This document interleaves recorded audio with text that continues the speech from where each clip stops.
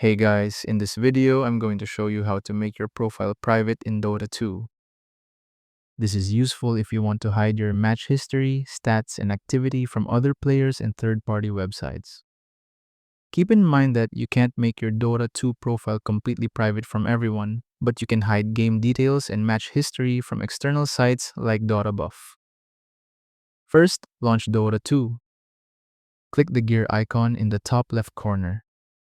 Inside the Settings menu, go to the Social tab. Disable Expose Public Match Data by clicking the checkbox.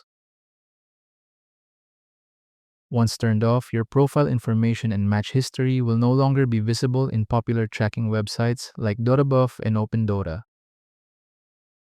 You can also enable Anonymous mode in the same Settings tab to disable your information from people you aren't friends with. And that's how to make your profile private in Dota 2.